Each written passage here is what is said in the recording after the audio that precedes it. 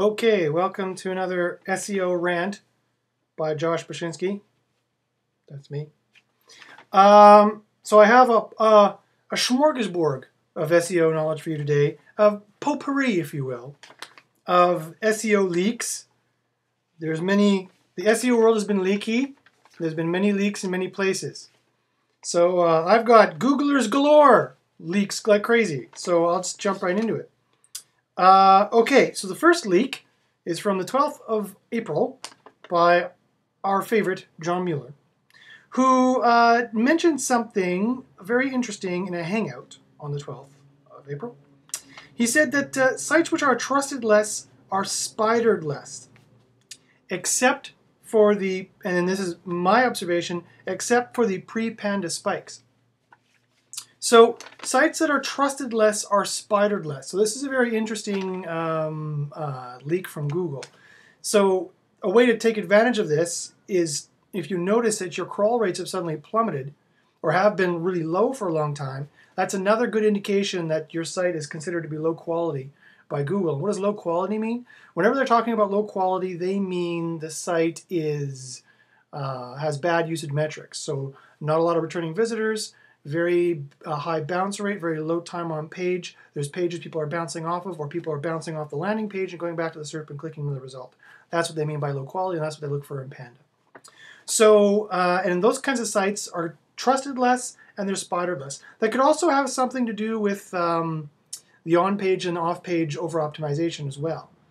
He wasn't specific about that part, but so whatever the algorithm that is at play, if your site's being, if your crawl stats are, drop down to like very low for a while, then that's a bad sign. That's a sign that Google's not trusting your site very well.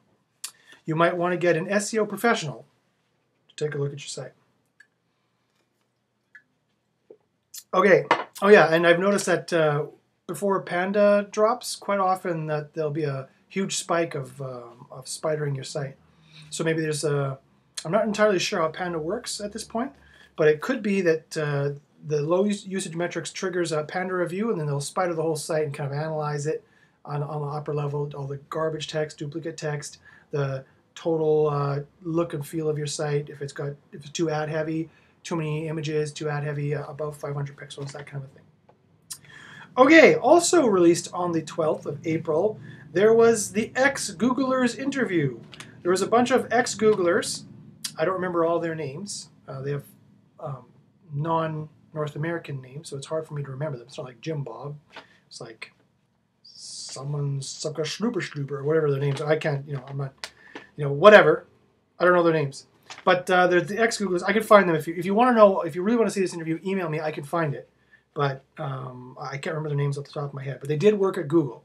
And they're well known. Like, as soon as I say their names, you'll know them. Like, one of them was Pedro so-and-so or whatever. By the way, you want to contact me, just because I said it just before I forget. My email address is joshbachynski@gmail.com. You can contact me on Twitter at joshbachynski, and my YouTube feed is /jbachins, JBACHYNS. And you can send me a letter to Canada. Don't worry, we all know each other. Just say, Josh, the SEO guy with red hair.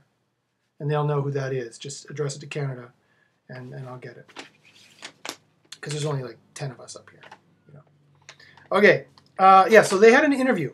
And they said a couple things which were interesting. For example, they said, and these are all ex-Google employees, so they're speaking with some authority. They said that brand links are better for ranking factors as opposed to exact match links. That brand links would be better. So if you, instead of having an exact match domain, if you make a brand. So if I wanted to sell red apples, if instead of registering redapples.com, another tactic might be to consider registering macintosh.com and being like, we have the best red apples, check us out, macintosh.com in the title or something like that. And then that way, the brand links would be, check out Macintosh. Right? Because for a few reasons. And they said, and I quote, that's the way it's going, unquote. Because there's a few reasons why this is. One, Google has a very good semantic latent index. And so they know that Macintosh is, they'll learn very quickly that Macintosh is a seller of red apples. Two, that diversifies the anchor text that you can get, because you don't want to over-optimize on any particular set of keywords. That makes another set of keywords you can get. Three, if you want to go the affiliate route, now there's all kinds of pitfalls and drawbacks to going that route. But one great thing about going the affiliate route is that you have thousands of sites then talking about red apples are great. Macintosh is the best brand for red apples. And that's one great way that you get to start ranking for keywords that do not currently exist, right? This is a very well-known SEO tactic that big white-hat SEOs like Rand Fishkin and whatnot have used for a long time. Like no one knew what an SEO Moz was. So he created a brand SEO Moz, and now everyone knows SEO Moz, and they search SEO Moz. So you couldn't rank for the SEO spammy keywords that were existing, and so maybe you could. I'm not. Maybe, I don't know, but let's just say, for the sake of example, he couldn't rank for those keywords, or he didn't want to compete on them because it was too spammy, too hard. So he made up his own keyword to rank for that didn't previously exist, and it was a partial match as well. It partially matches SEO. It's SEO Moz, it has SEO in it, right?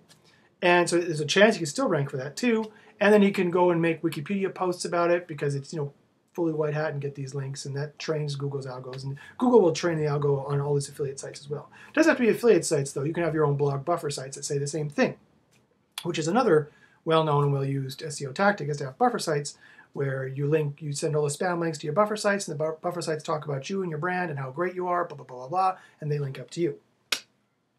However, you got to make sure it doesn't look like an affiliate site when you're doing that. It's got to be, the sites have to all look, every link you get, white hat, black hat, gray hat, polka dot hat, I don't care, has to look perfectly donated and perfectly natural, and they shouldn't all say, Macintosh, if that was the brand. They shouldn't all say red apples either. Some should say, this is the best site for red apples, it's called Macintosh, click here, and here's the link for that site. And then Google will associate all that text that's around that link, but you won't get hit with any penalty because it looks supernatural, not supernatural, but super donated, super organic, right? Because here is the link, right? And Google thinks that we're not smart enough to figure that out. So, yay for us. So, yeah, and so brand links the way it's going, your business name, the URL link, and also, use great site for this, really good information on those kinds of natural sounding things as well, because they're also releasing the bad merchant algorithm, which is going to be a sentiment analysis algorithm. So it's going to analyze the sentiment of posts, whether they are negative or positive. So if this is the crappiest site ever, redapples.com, that would not be a good link for me after that algo comes out. In theory, because if I have too many of those kinds of links, Google is not going to count those links. In fact, they might even have a negative weight. That's my speculation as how they'll make the algorithm work, but based on what they've said, it sounds like that's how it's going to work. So yeah, and so you want to avoid commercial anchors whenever possible, because Google is getting really good at knowing what your site is about, so you don't need to have all these extra links pointing to you that have clear commercial anchors or search anchors, right? That clearly no one's making a link for. Your links should look much more generic, much more natural, much more organic, and you'll still get the same link juice. Okay, what else did they say? Well, that's really the only one I have mentioned here that really I could share. They also said that SEO is not dead, which is an interesting thing for them to say, being ex-Googlers. Like, SEO is not dead at all. It's turning more into marketing. It's turning more into solving searcher problems, which really makes sense to me, and I agree wholeheartedly, because it really is about making a better site. The best way to convince Google you have a great site is to have one. I know I've said that before, but it cannot be said enough. Okay, now, more Googlers. A guy by the name of Matt Cutts, you might have heard of him. He works for Google. He shares an office with Amit Sinal, the head of web search at Google. And his name is Matt Cutts. He turns into a dinosaur occasionally. And he made a video. And he said that internal exact match query links, so that'd be these commercial anchors I'm talking about, these high value money keywords, as they used to call them. If you have them stuffed into your internal pages, is that good or bad? Now, my research indicates it's bad, and he says that it's bad too. You have to read between the lines with Matt Cutts' videos. He said it's fine, asterisk, if it's in your template or your standard navigation. So if it makes sense, right. So let's say I had Macintosh.com, where I'm trying to sell red apples.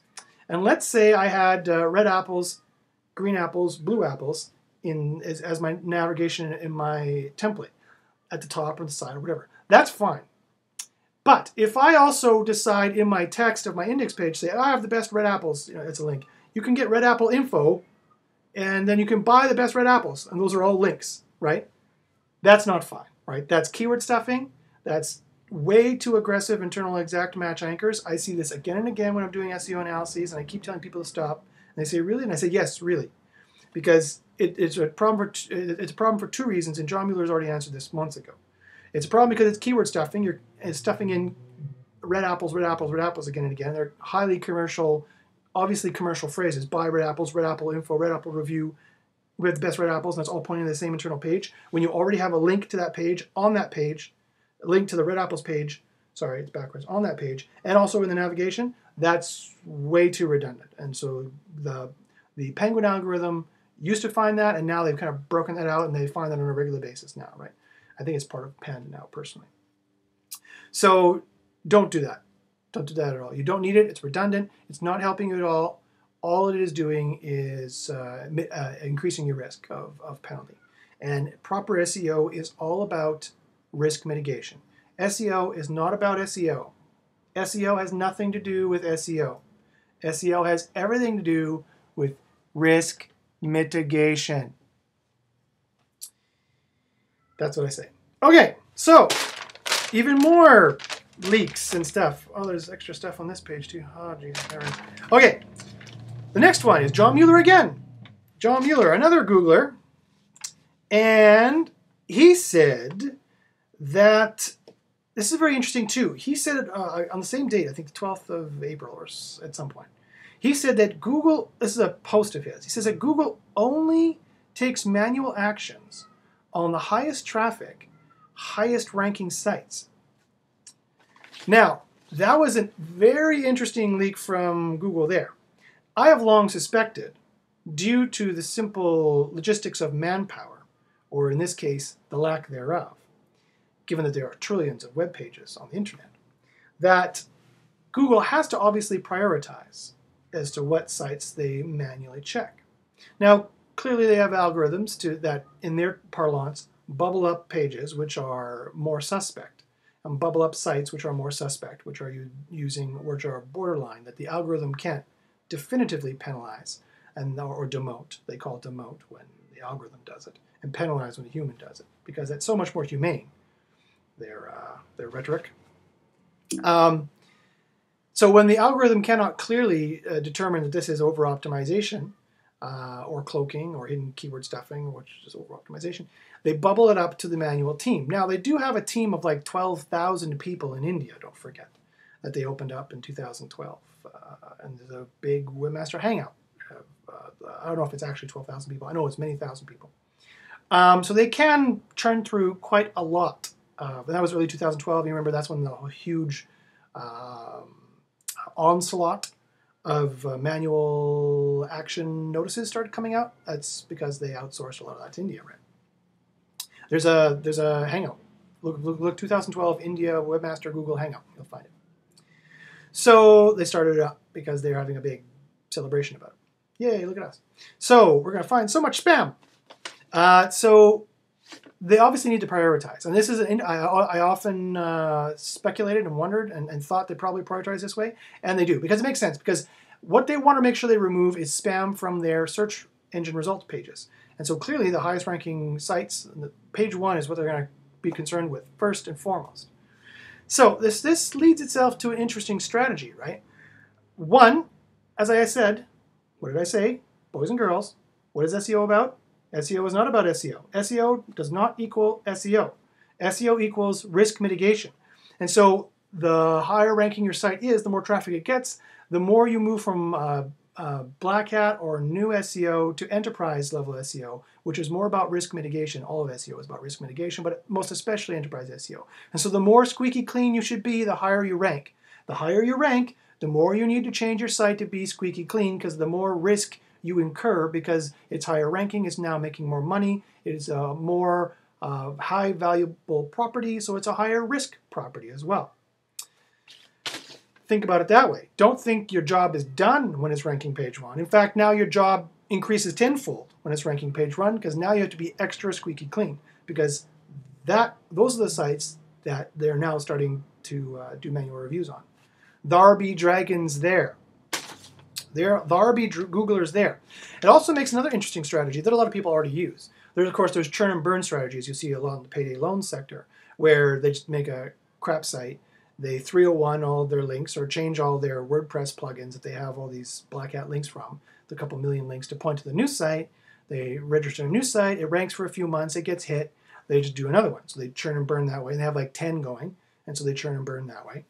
So that's a strategy. You know, it's an exercise of diminishing returns. And if you've got the infrastructure in place to churn out these sites quickly and to change your link juice quickly enough, it's viable.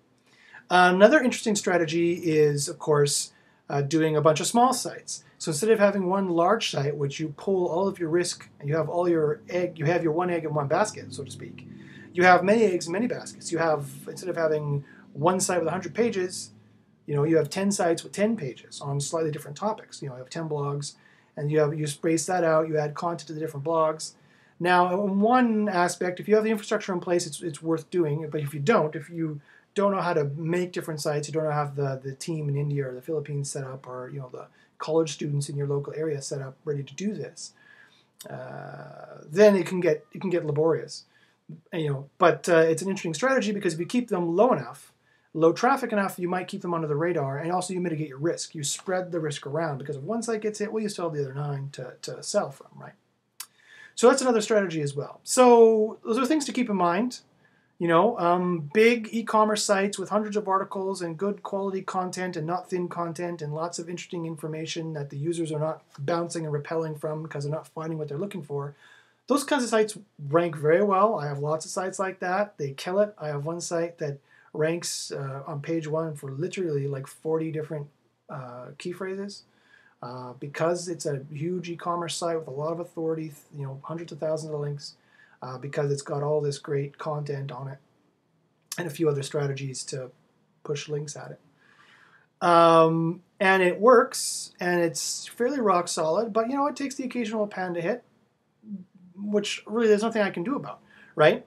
You know, it depends on the products you're selling. If the products you're selling, you have a lot of looky-loos, as they call it in the bricks and mortar world, a lot of people looking around, not really sure. You're really high up in the sales funnel. You're kind of middle in the sales funnel where people are still making in the decision phase of the purchase, so to speak. You know, they can bounce around and look at different sites. And Google says, oh, you know, people keep asking them, how do you tell the difference between people who are just looking around and people who are dissatisfied? Well, and Google's like, oh, we can tell the difference, don't worry. But really, at the end of the day, they can't, right? There's edge cases where they really can't tell the difference. And really, at the end of the day, think about it. Looking around is pretty much the same as being dissatisfied. Really. Synonymously, they mean the same thing as far as Google is concerned. If they're looking around and they haven't made a purchase yet or have not terminated their searching cycle, then they are dissatisfied as far as Google is concerned, and that site will, percentage-wise, you know, on a threshold, comparatively, relatively to all the other options out there, the site that is not satisfying searcher satisfaction is going to become increasingly demoted and in favor of sites that are satisfying searcher satisfaction. So this is why John Mueller says, and I say, that you don't just want to be marginally better than your competitors. You want to be head and shoulders 10 times better than your competitors. You want to have clearly the most awesome site on whatever topic you're on. You clearly want to have the most awesome site on that. Is the most interesting, useful, resourceful, generous, funny. Not only do you satisfy searcher questions when they're looking for information, you well and beyond exceed their expectations and provide them such a high quality site that they feel compelled to show people on Facebook and Twitter or whatever social networks they're on. And lo and behold, heaven forbid, they might actually give you an organic link, like the way the internet, as far as Google's concerned, is supposedly supposed to work, because they're back in 2004 when people had blogs. Of course, no one does anymore, and that doesn't really happen anymore, but that's besides the point. Google thinks it does. And so if you make the most awesomest site, maybe that'll actually happen. Also bear in mind that Google has a surplus of pages to rank. They're swimming in pages. And so they can be rather draconic and say, draconian, I think is the actual word. Draconic? Whatever. Draconian. They can be mean. They can be mercurial. How's that for a word? That's the word of the day, ladies and gentlemen, mercurial. Like the god Mercury from ancient Rome. They can choose they can be really mean in what pages they choose or not choose. And so if you're not up to the competition, there's some big brand there that is, getting all the searchers and satisfying their searchers, unfortunately, then they're going to stay on top and you're not. So that's just the way it is.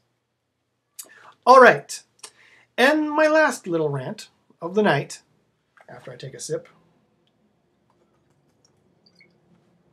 is this. So, there's a lot of people saying that the disavow is not working. A lot of chatter, disavow is not working, blah, blah, blah. This is what I'd like to say in response. 1, it is working just fine. You have just not disavowed enough links yet. If, for example, I have lots of customers who needed to disavow links, and most of them have now gotten out because I told them, okay, we can play this game of, we don't know how many links Google has found and is suspect in your backlink profile. So maybe you were actually really good, and maybe you got 1,000 links that were perfectly natural and donated, or that don't look suspicious at all. They're not commercial keywords, they're not exact match query keywords, they look like they're not on pages with a bunch of other exact match query keywords or spammy backlinking pages. They look like they're donated editorial links. That's where I'm at. Donated editorial links. Editorial means in the main content, because some reviewer or some blogger said, hey, this is a great site, click here and here's the link for the greatest information on red apples. Macintosh is the name of the brand or whatever. Something like that. Those links don't look suspect. Unless, again, you have 1,000 blogs that do that, they're on the same IP address or the same C block or some other obviously easily detectable scheme. Yeah, but otherwise, that's the Paragon naturally donated link in quotations. That's kind of what it looks like. Now, let's say you had 1,000 of those, and only 100, spammy looking links. Okay, so that's 10%, roughly, or 9.2%, roughly, or whatever. So fine. So then I would do a backlink analysis. I would find the worst links out of those, and I would kind of do an analysis on the spamminess of the links plus times how worse it is, come up with a suspicion score, and then I would give you a conservative and an aggressive disavow text, right? Because at the end of the day, I don't know what links Google has found. It is impossible for me or anyone else to know what links Google found. So I'm sorry, I don't have a magic wand. I can't be like, bling, this is a bad link. Oh, I'm the fairy of SEO. This is a good link as far as Google's concerned. I don't know. No one knows that. That's only Google knows that. So all I can do is to mitigate your risk, because remember, SEO does not equal SEO. SEO equals risk mitigation. All I can do as your dutiful SEO to mitigate your risk, because I know what I'm doing, so I mitigate your risk, as opposed to other people who just throw backlinks in your disavow file willy-nilly because it looks spammy to them and they didn't like it. I use a program instead. I use some data to determine what links are crap based on how well the backlink page is ranking, and then if it's an article, directory, some other things, some other spam link on page, some other tangible things I can measure with a program. And then I don't do it manually either, by the way, so I don't have to charge you $5,000 to look at your backlink profile like some other supposed professionals do. I have a program to do it. So I can charge you much less. Hey, I'd love to charge you $5,000 to do it. Hey, if you want me to charge you $5,000 to look at your backlink profile, sold. I will charge you $5,000 to look at your backlink profile. However, I am far more efficient than that, and I don't need to. So that was a dig at some other white hats who are recently learned or charging clients like $5,000 for SEO analyses that I can do in 5 hours, and I charge way less. Much, much less. Anyway, I digress. Sorry, I called this SEO rants, by the way. I forewarned you, but I digress. So if you know you've been only 10% naughty, then okay, that's what we can do. That I can try and just get a few of the bad links, and we can save the vast majority of your link juice. Why is that important? I will tell you at point 4 here in a couple seconds. However, if you know that 90% of your backlinks are all complete spam, they look like spam, they look suspicious, you were not careful at all in trying to make these look natural in any way, shape, or form, then we should probably just nip this in the bud and disavow 90% of your backlink profile and then submit the reconsideration request. So, for people who complain the disavow file is not working, they're just not disavowing enough links, right? Either they're not using the domain : directive in the beginning and just disavowing all the links from that domain, or they're not disavowing enough links. You know, it doesn't matter if you disavow them with a perfect line item, perfect drill down to the page where the link is coming from, or you disavow all the links from that backlink site. It doesn't matter. You're not disavowing enough links.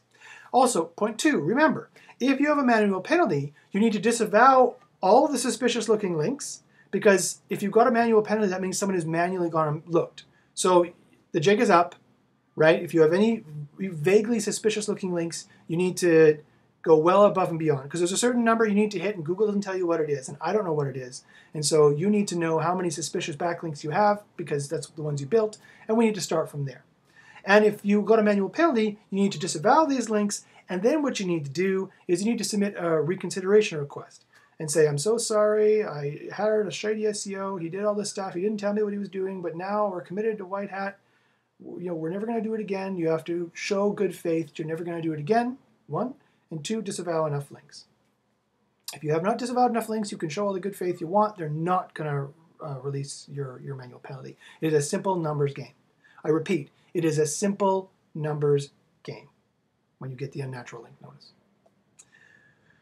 3, which for you Anglais means 3. If it's a algorithmic penalty that hits you instead, not a manual penalty, but an algorithmic demotion, like Penguin, for example, you need to wait for Penguin to rerun. Now, they don't seem to run Penguin all that often, right? So you need to wait. And if you had a huge demotion, like a waterfall effect in your analytics when Penguin hit, then if you disavow those links, you might see an increase. You might see a result. If you had a manual penalty across the whole site, that was an anchor weighing down every single page because you were particularly naughty, then when you disavow enough links and you don't go too overboard disavowing the links and you submit the reconsideration request, you might see an increase in traffic. However, if those 2 conditions are not the case, you will not see an increase in traffic even if the penalty gets removed. Why? Because the manual penalty only demotes you so much when it's across the entire site. It may not even be a site-wide manual penalty. They may have only penalized certain pages on your site, or they may have only penalized certain backlinks of yours. If they've ignored, you have to pay very close attention to the unnatural link notice you've got. If you got an unnatural link notice from July of 2012, or if you've got an unnatural link notice that says specifically we're taking specific action on some of your backlinks, then you don't need to disavow anything because they've already no-followed those links for you, right? You have to pay very close attention to what your manual penalty says. You can't, too many people are just going and throwing links in their disavow file and they're negative SEOing themselves. Don't do that. However, so don't necessarily expect there to be a boost after you put these links in the disavow file. If you had 90% of your links were spam, and you know there was suspicious looking, you know you were really lazy when you made them, and so you disavow all 90% and you submit the reconsideration request, and they say, thank you, we've finally revoked your manual penalty, we believe you're going to be in good faith, there you go. Are your rankings going to go up? Probably not.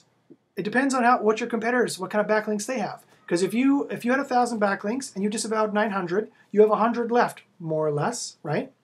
And so how many backlinks do your competitors have? If they have around 100 backlinks too, and they have around the same quality you do, well then you're going to rank around the same rate as they. So you'll see a boost. But if they have 10,000 backlinks and you got rid of your 9,000, you only have 1,000 left, well then you only have 10% of the backlinks required to compete in that space, right? So you could be killing them. You could have an exact match domain, and so you could have a big boost from that.